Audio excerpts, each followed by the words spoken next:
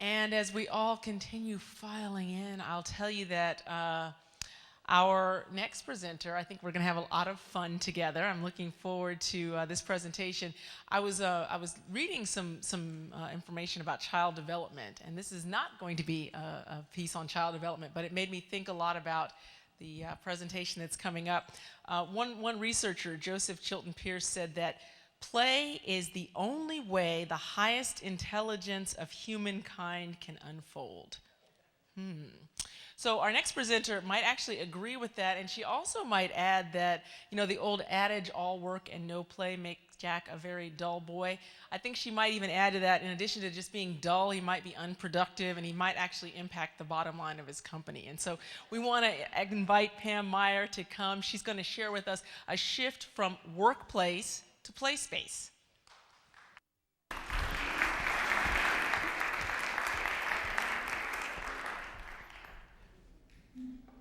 Most of us have been socialized to believe that work and play are not compatible.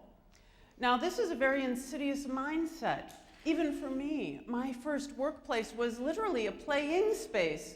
I spent the first several years of my career working as a director, using improvisation to generate ideas for original theater, and this evolved to working with adult students and later organizations that also wanted to expand their capacity for creativity and improvisation. Now, this has been very rewarding work. Over the years, I've seen amazing examples of personal and organizational transformation and significant business results. So I gotta tell you, there was a point where I really started to think, I know what I'm doing here. Until one day, I was sitting in a faculty meeting at the university where I teach, and a former student walked in and he sat down next to me, and I was thrilled to see him, and he started telling me all of the things he had accomplished since taking my creativity class. He had finished his undergraduate degree, gone on and finished his master's. He was now working full-time, and now, in addition to teaching as a fellow part-time faculty, he was living out one of his lifelong dreams, serving as a chaplain for the state police. I told him how impressed I was with all that he had accomplished, and he interrupted me and he said, "Wait a minute, you don't understand. It all started with that class I took with you." "What do you mean?" I said, and he pointed down the hall toward the room where he first learned improvisation, and he said, "I found out what kind of a man I am in that room down there." At that moment, I realized, I have no idea what I'm doing. Clearly something much more significant was happening than people simply learning some skills and knowledge of improvisation and some creativity concepts. In fact, very likely something that didn't even have that much to do with me. But I was curious. I wanted to know more, and it was great timing. I happened to be in my doctoral program at the time, and I was looking for a good research question. So I spent the next several years studying just what happens for people as they're learning to improvise. And the most surprising discovery was, much more than the skills and knowledge people were learning, they attributed their experience of transformation to the space they co-created with their colleagues, the space that enabled them to step out of their comfort zone and take risks and just play around a little bit. In fact, this space is actually the play space that enabled people to find out what kind of people they were. This space represents a significant mindset shift.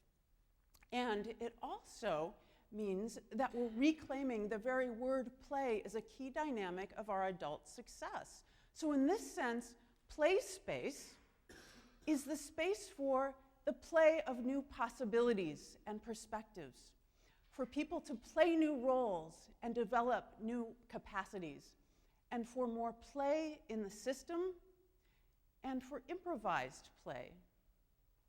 It turns out it's actually the play space that enables us to find out what kind of people we are. And this space doesn't happen by accident. In fact, it comes to life by the people who give us permission to take risks, to step out of our comfort zone and explore. In fact, it's the role of the permission giver that is the most important role in creating this play space. And permission givers come in all shapes and sizes, and in fact, there's no one right way to give permission. Permission givers can actually be permission takers, people that don't wait around to see what the rules are, but go ahead and take permission anyway. And by following their passion and breaking the rules, they invite the rest of us to discover what kind of people we are.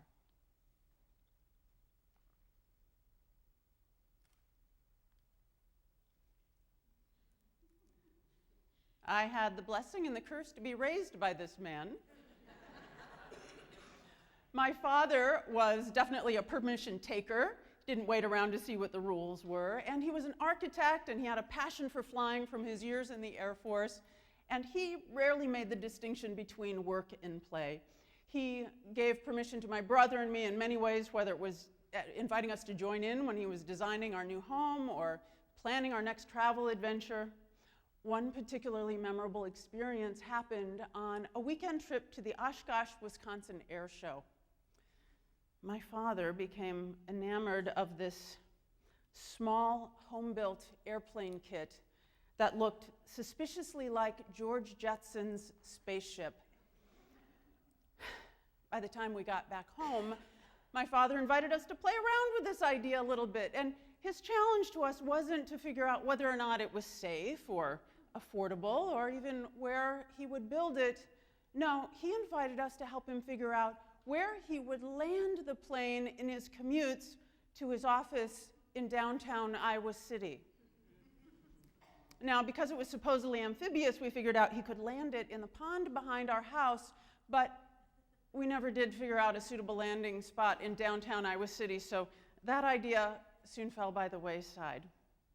But the point wasn't whether or not that or any of his ideas actually came to be. It was that by taking permission, by not waiting around to see what the rules were, my father gave permission to my brother and me to find out what kind of people we were.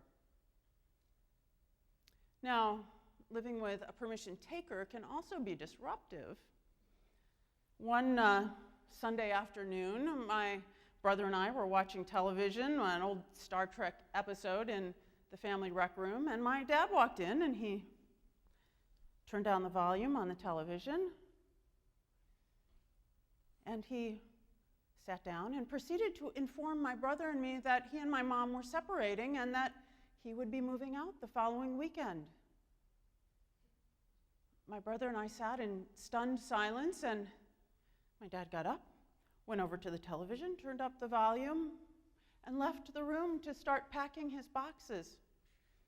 Soon after, he moved out, and within a year, he had bought a 32-foot-long sailboat and literally sailed away. Now, my mother was definitely a permission giver. It looked very different on her. After my father left, she went back to graduate school. She got her degree in commercial interior design. But she was wildly creative, but in a much more conservative and orderly way. But she was also my biggest cheerleader. And despite that, in my 20s, we started drifting apart a little bit, and our weekly phone calls became more and more superficial as I began editing out some of the more personal aspects of my life. I finally realized this was unacceptable, and the only person who could shift this dynamic was me. And I had to tell her more about my life, including that the woman I'd brought home for the last few holidays was not just my roommate, but I was terrified. And I finally realized the only way I could communicate this was in a letter, so I got out a yellow pad and I wrote out this long letter apologizing to her for not sharing this with her sooner, for all the distance it had created, and my fear that she might reject me.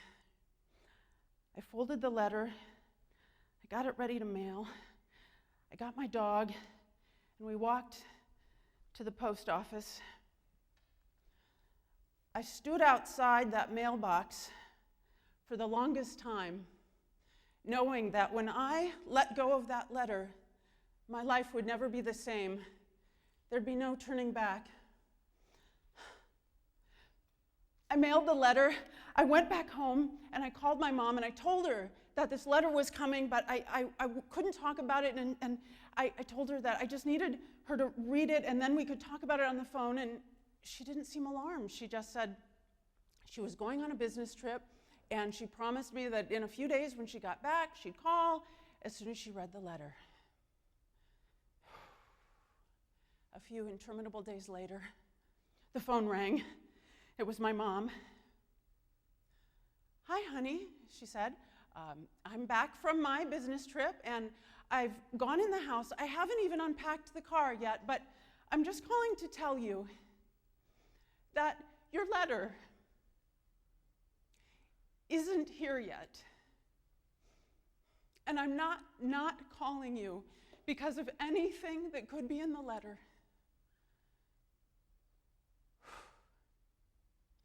At that moment, I shifted. I realized everything would be okay. I totally had permission to be myself. The next day, my mom called. She had gotten the letter. We both cried, I out of relief, she because she couldn't believe that I ever thought she might reject me. We never really needed to talk about it again. Turns out that wasn't the point. The space was the point for both of us. My mother taught me that permission givers are often not terribly extraordinary people. They can be rather quiet, conservative people.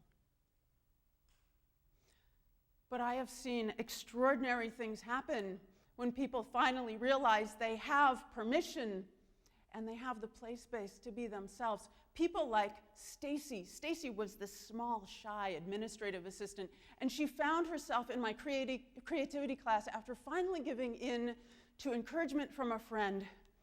After the first night of class, she wrote in her learning journal, "What have I gotten myself into? I almost never talk in class, and I get nervous in front of people." And she almost never did talk in class for the first several weeks. But being a good student, she completed all of the assignments, did all of the readings, and participated in all of the improv games and exercises. But by the 5th week of class, something shifted for her.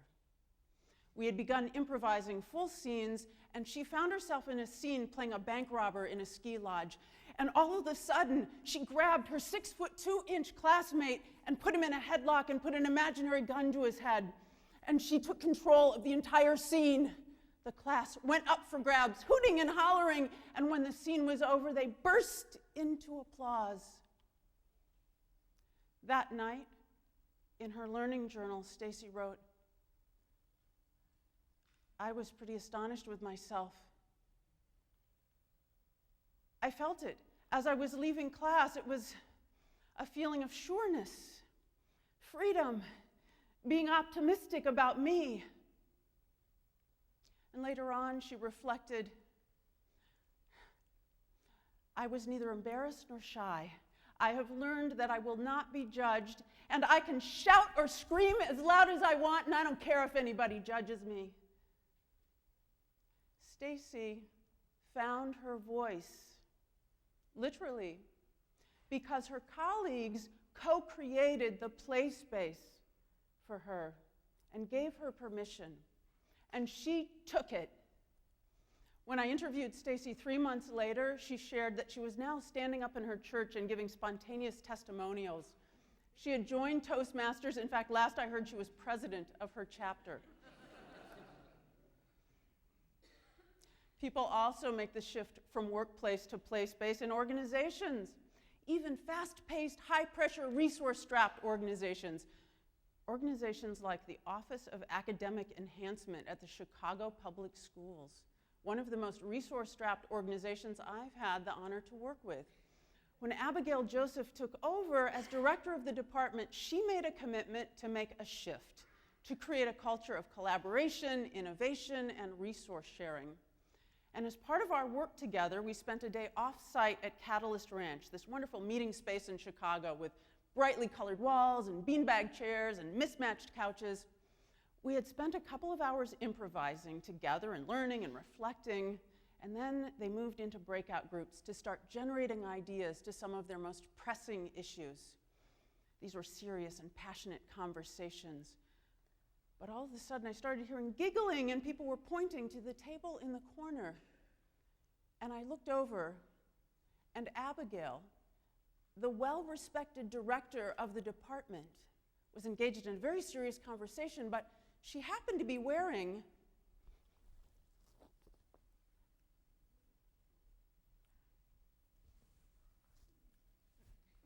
a chicken hat. She was continuing on in her conversation, and her colleague next to her was wearing one of those giant sombreros and those big sunglasses, and the person next to her was wearing one more outrageous hat than the next, but they continued on in their conversation, completely oblivious to all of the attention they were getting. But their colleagues weren't oblivious. The chicken hat is now legendary in the department. Without even being aware of it, Abigail and her colleagues gave permission to everybody in the department to show up and bring their whole wonderful, passionate, serious, and even silly selves to work.